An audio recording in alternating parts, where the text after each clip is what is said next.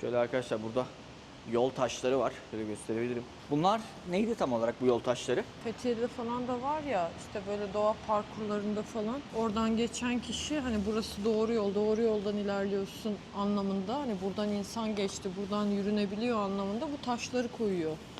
Bakıyorsun diyorsun ki bura normal bir yol, hani ıssız bir yer değil. Burada demek doğru yoldayım diyorsun.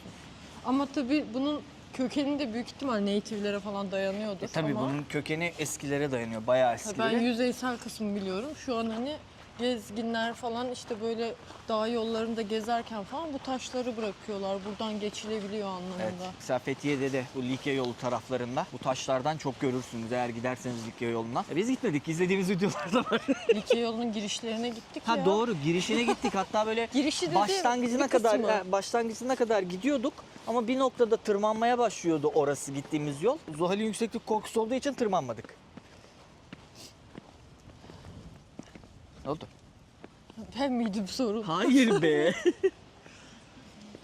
Arkadaşlar merhaba. Merhabalar. Evet, bugün ne yapıyoruz? Bugün yaptığımız aktivitenin ismini bulamadım ama şöyle oldu. Doğada yürüyüş. Ben işten dönerken metroya bindim. Metro ile geçerken bazı kısımlarda metro yüzeye çıkıyor. Bir tane mezarlık gördüm. Bizim eve de çok yakın, yani bir durak vardı bizim eve. Allah Allah, bizim yakınımızda bu kadar güzel bir yer varmış. Hani mezarlık dediğime bakmayın, bayağı büyük anıtlar, işte ağaçlar, park içinde bir yer. Biz niye hiç burayı görmemişiz diye düşündüm. Eve geldim, Onur'a dedim hani bir gün oraya yürüyelim. Sonra Onur dedi ki galiba o parka giden bizim evin buradan bir orman yolu var dedi. Biz şimdi evin hemen altından ormana bağlandık. Oraya kadar gittiğini düşünüyoruz bu yolun. Gösterelim yolda. Evet. Ya Çok hatta- güzelmiş bu. Ya bu arada çok güzel görünüyor gerçekten. Ben de şöyle bir baktım. Hatta kar yağıyordu. Dedik bir kar yağıyor. Güzel de olur şimdi orası dedik. İnanılmaz Öyle çıkalım görünüyor. dedik. Şöyle göstereyim.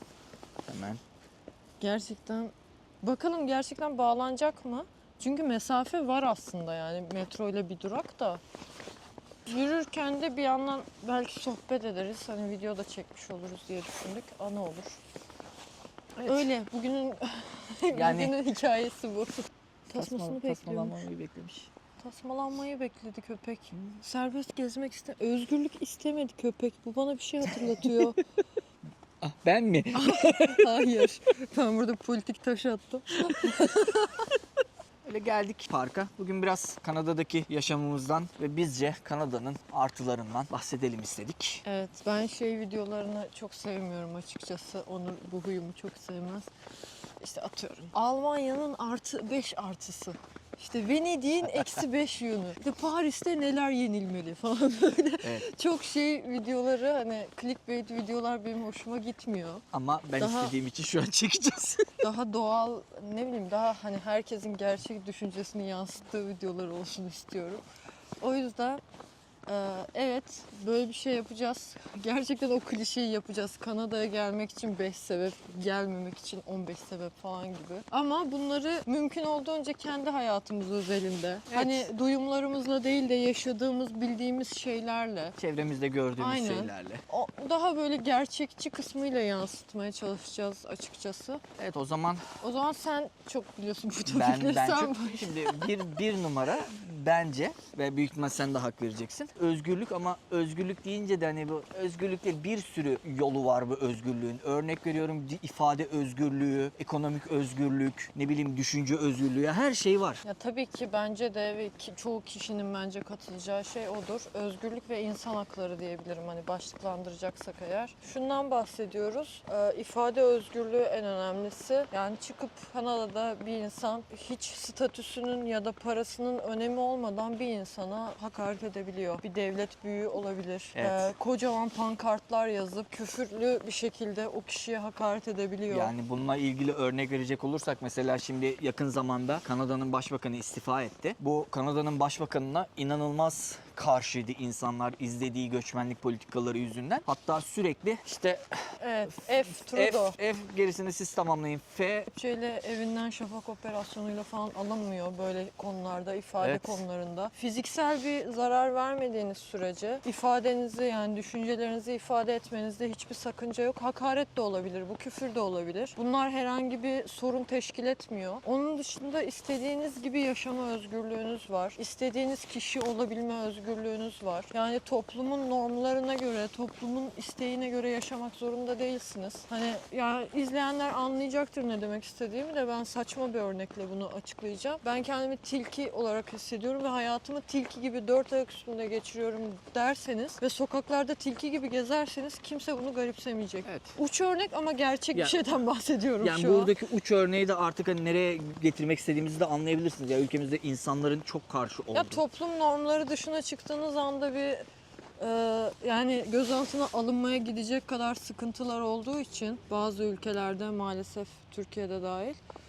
Burada öyle bir şey yok. O çok önemli. Herkes istediği gibi yaşayabiliyor. Kimseye fiziksel zarar vermediğiniz sürece kendi hayatınızı dilediğiniz gibi yaşayabiliyorsunuz. Onun dışında özgürlüğe başka ne katabiliriz? Ya buradan aslında ikinci maddeye geçebiliriz bence. En önemli ikincisi alım gücüne geçebiliriz. O da ekonomik özgürlük oluyor aslında. Ekonomik özgürlük o, evet. Yani şöyle, ya asgari ücretli bir çalışan bile olsanız temel haklara, temel ihtiyaçlarınıza ulaşımınız, hatta bizde çoğunlukla lüks sayılabilecek elektronik eşyalar, araba vesaire gibi aslında lüks değil. Bu da hani algı meselesi biraz, hani ulaşım ihtiyacı. İşte düzgün yaşayabilme, sosyal, kültürel etkinliğe katılabilme, bunlar da lüks değil. Bunlar da temel ihtiyaç sonuçta.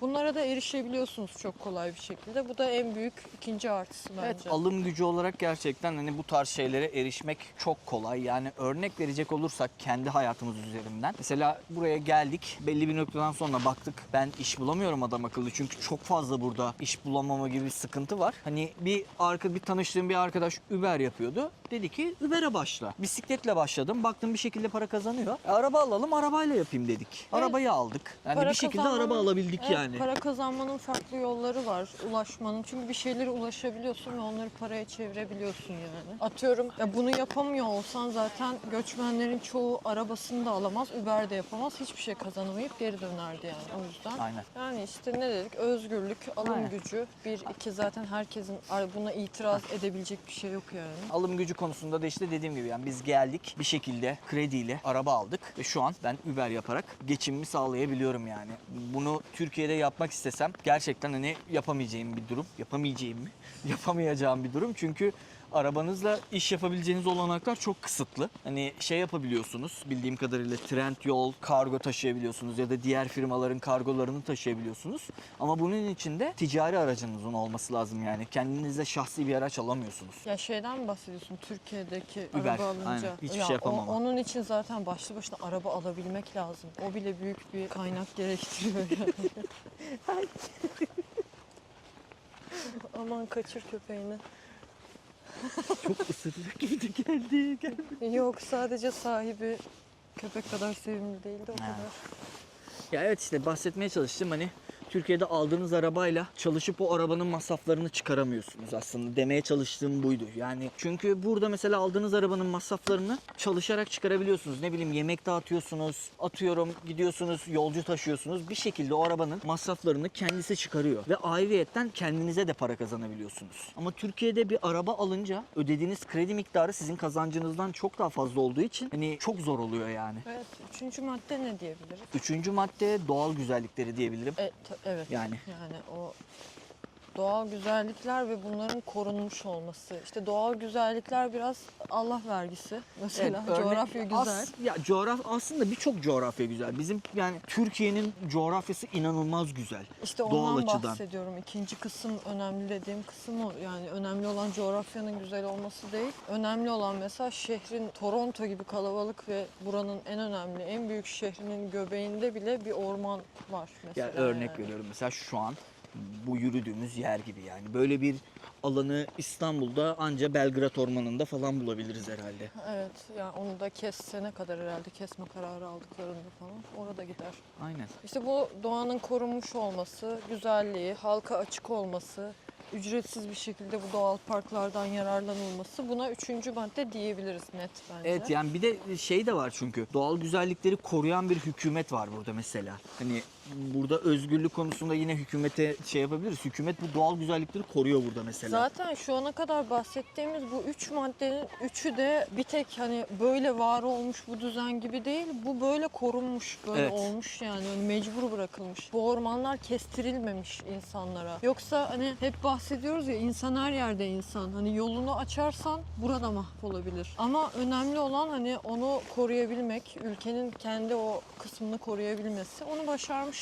Evet, işte yani buradan ben şeye bağlayabilirim mesela. Şu an dediğim hükümet koruyor. Mesela benim için dördüncü şık olan, kurallara sıkı sıkıya bağlı bir toplum burası. Yani Evet. nasıl anlatabilirim ya, birçok kural var. Ya çok basit Bu örnekle. ilk başta çok tuhaf gelecek. Yani bizim coğrafyamızdan gelen insanlar için ilk başta bir afallatıyor. Sanki artı değilmiş gibi hissettiriyor. Ama aslında olması gereken Evet. oymuş.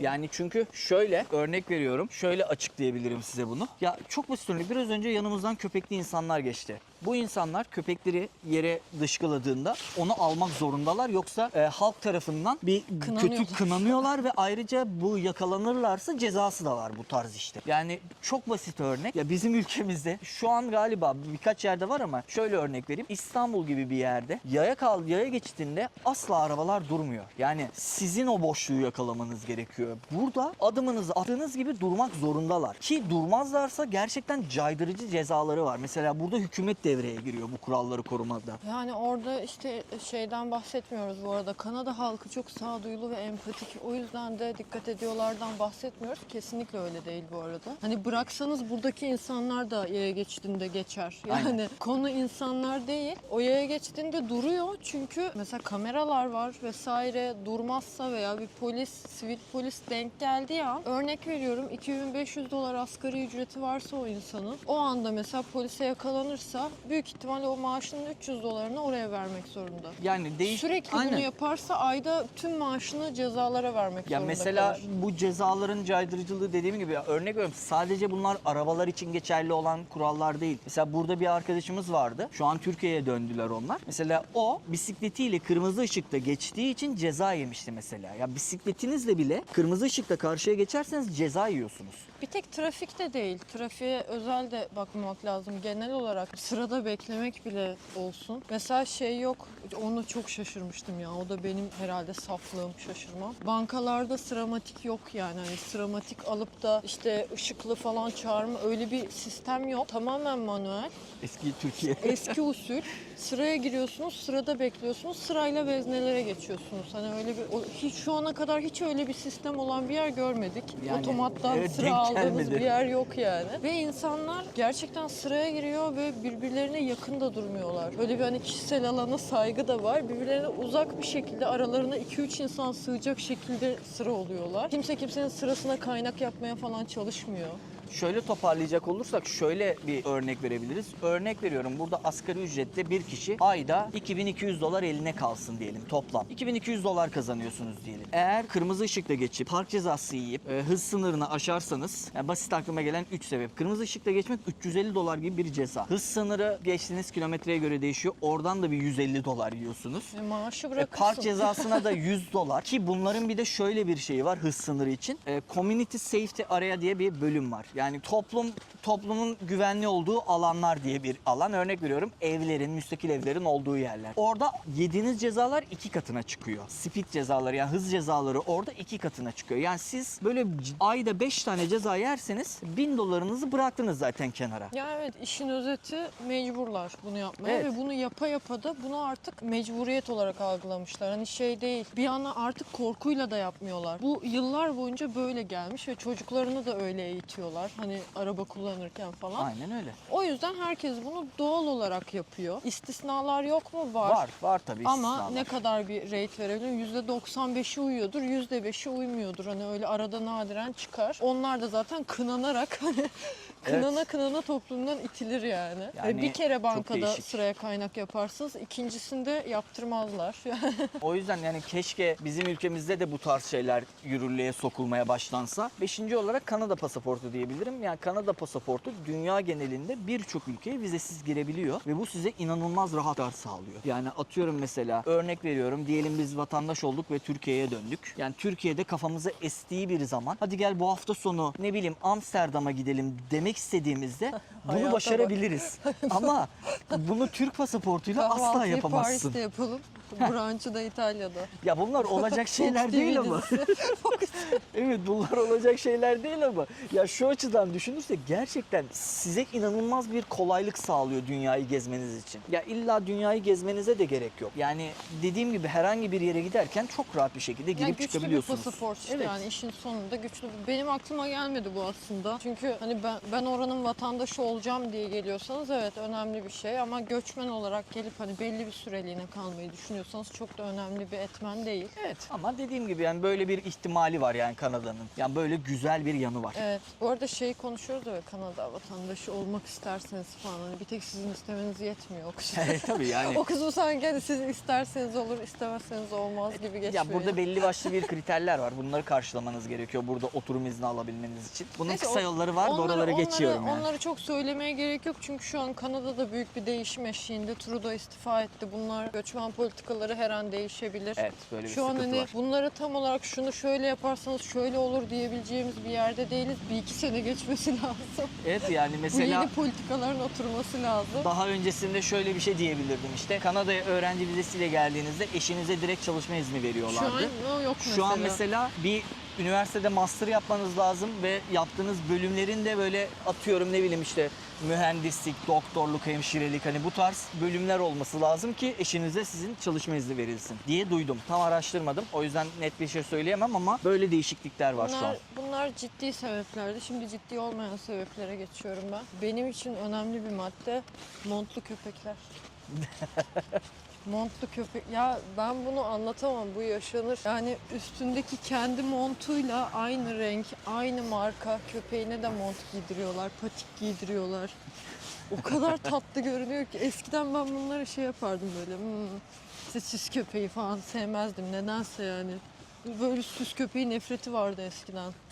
Millennial'lar bilir. Halbuki canlı, yani o da canlı. Evet. Niye sevmeyesin? Herkesin birer, ikişer, üçer süs köpeği var. Onları da güzel güzel renk renk kapşonlar, montlar, örmeler giydiriyorlar. Evet, hatta bizimle komşumuzun köpekleri var. Ben bir tanesiyle aşk yaşıyorum. Fırtına. Çok sevimliler. O Onun- güzel. Yani hayvan sevgisi güzel Kanada'nın bence. Evet, yani burada her hanede bir köpek ya da kedi var diyebilirim. Hatta burada şöyle mesela insanlar kapılarını açıyor, kedileri dışarılarda gezip dolaşıp geri eve geliyorlar. Çünkü kediler için bir tehlike yok dışarıda. Evet, tehlike ne var diyebiliriz? Arabalar var diyebiliriz. Bir de akşam vakti bazen çakallar, böyle çok fazla park orman olduğu için çakallar gelebiliyor. Merkezi yerde değilseniz tabii evet. evet kedi bırakmamak lazım dışarı. Çakallar var çünkü. Merkezi yerde de bırakmamak lazım aslında. Şimdi gidip şehir merkezinde kediyi dışarı Rakunla bıraksak. falan kavgaya Aynen. tutuşsa yani başına bir şey gelebilir hayvanın. Evet. Ben bilmiyorum, kediyi bırakma taraftarı değilim. Evet, kediyi bırakma taraftar değiliz ama mesela küçükken hepimizin izlediği çizgi filmlerden biri olan Garfield. Mesela ben Garfield'ı izlerken kediler nasıl bu kadar rahat evden dışarı çıkıp gezebiliyor diye düşünüyordum hep. Buraya gelince gerçekten öyle olduğunu gördüm. Evet, bırakıyorlar. Bırakıyorlar. Hatta bizim Geziyorlar. oturduğumuz binada bir tane kız var. Bir tane kara kedisi var. Akşamları biz bazen dışarı çıkıyoruz. Kediyi dışarı çıkarmış. Kenarda kendisi oturup telefona bakıyor, kitap okuyor. Kedi de geziyor, dolaşıyor. Ya İşte bahçelere giriyor, kokluyor, bir şeyler yapıyor, geliyor. evet, ya özgürlükte atladım ben galiba. Bir özgürlük stili daha var. Akşam dışarı çıkabilme özgürlüğü. Evet. Arkadaşlar güvenlik yani. Güvenliği de oraya alabiliriz. Evet, güvenliği de alabiliriz. Akşam, ilk gece kısma. yarısı, sabaha karşı ya günün 24 saatinin 24 saati de birbiriyle aynı. Hani gündüz de çıksanız başınıza atıyorum ne gelebilir maksimum. Hani evsiz görürsünüz, korkarsınız. O da fiziksele çok girmiyorlar. Bir şey olmuyor yani. Onlar genelde zaten kafaları güzel oluyor. Hani geceleri herhangi bir ekstra tehlike yok. Suç Evet. oranı desek zaten yüksek değil bildiğim kadarıyla. Bilmiyorum, istatistiğe bakmadım da Düşük bayağı. Çok nadir olabilecek şeyler. O da özgürlük kapsamında bence en önemlilerinden biri, bir kadın olarak konuşmam gerekirse. Evet.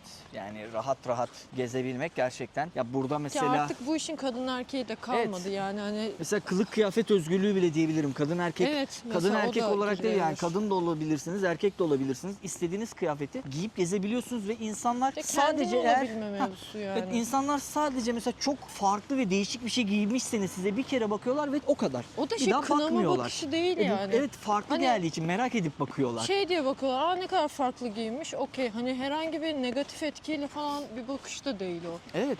Bunların hepsi bence kişisel olarak çok güzel ve olması gereken şeyler zaten. Herkes istediği gibi yaşayabilmeli bu dünyada. Aynen öyle. İstediği şeyi giyebilmeli. Kimse kimsenin yaşamından tetiklenmemeli. Sana zarar vermiyorsa o yaşam. Yani zaten bir insan yaşamıyla zarar verebilmesi için seri katil falan olması lazım. Hani seri katilseniz o sizin artık özgürlüğünüz değildir. Onun dışındakiler özgürlük olmalı. Fox TV'yi açtım.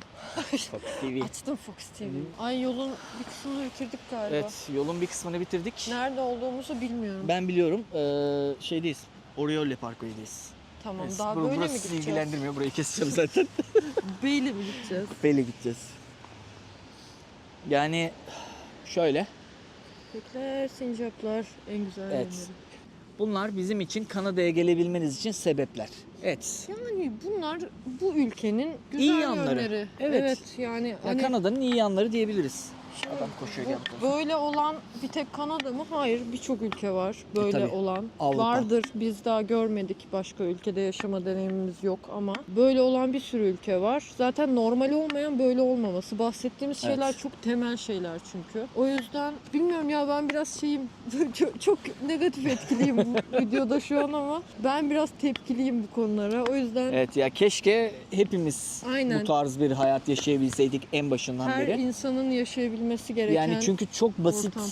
Ya gerçekten çok basit şeyler bunlar. Yani ne bileyim kurallara uyulması bu kadar zor olmamalı. Akşam dışarı çıktığınızda başıma bir şey gelecek mi diye düşünmemeniz Evet, lazım yani. tekrar söylüyorum. Benim zaten bu konuya böyle tepkili bir şekilde konuşuyor. Büyük ihtimal itici duruyorumdur yani. Böyle tepkili konuşmamın sebebi de o. Bu bahsettiğimiz maddelerin hepsinin sebebi insanlar değil. Yani bu coğrafyada insanlar harika. O yüzden burası böyle Hayır, değil. bok gibi insanlar da var yani kusura bakmasınlar. Gerçekten var bu arada. Konu insan değil arkadaşlar. İnsanlar her yerde insan. Yol açılırsa herkes kötü olabilecek, herkes kötü şeyler yapabilir. Önemli olan böyle bir düzenin kurulabiliyor olması yani devlet eliyle, toplum örgütleri eliyle Evet. bunun sağlanabiliyor olması. O yüzden benim hani hüznüm ve içten içe böyle öfkem o yüzden hani bunlar aslında olabilirdi mesela. Biz de çocukluğumuzu böyle yaşayabilirdik ama yaşayamadık kısmında ben biraz. Evet.